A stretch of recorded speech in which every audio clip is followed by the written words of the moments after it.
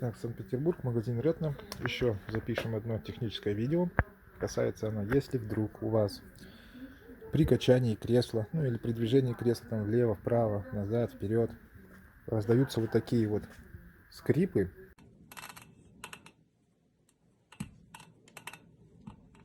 У вас получилось определить, что звук исходит где-то вот от нижней части кресла, где-то газлифт, мультиблок. Значит, первым делом берем, откручиваем мультиблок. Тут у вас еще пятилучие находится, переворачиваем его в такое положение. Приобретаем вот такую масленку с дозатором. Пыльник пластиковый, его поднимаем, чтобы можно было видеть вот это сочленение газлифта с мультиблоком, и проливаем вот эту часть. Даем вот так постоять минут 5-10, чтобы смазка проникла туда, может даже вот так пошатать газлифт. Второй вариант. Также берем масленку, брызгаем вот сюда. Третий вариант.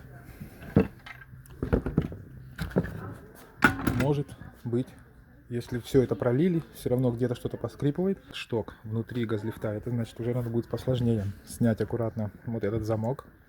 Вот этот вот, он снимается в принципе. Так как у меня одна рука, я буду делать с паузой. Вот я его снял. Вот он, вот так этот замок выглядит.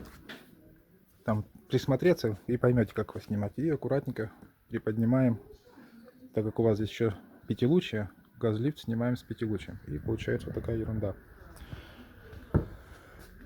Вот это резиночки отбойники. Тут бывает подшипник, если газлифт хорошего качества. Вот тут подшипник в пластиковой обойме. И также этой же штучкой, маслом, проливаем вот этот шток. Можно помазать этот шок, этот подшипник помазать. Только смотрите, чтобы сюда не попадало масло. Ну, не стоит, чтобы вот это жидкое масло попадало на этот поршень, потому что газлифт будет очень резко так спускаться. Сюда надо мазать только солидол, густую смазку. Вот эти, как говорится, 3 таких процедурки можно сделать самостоятельно дома.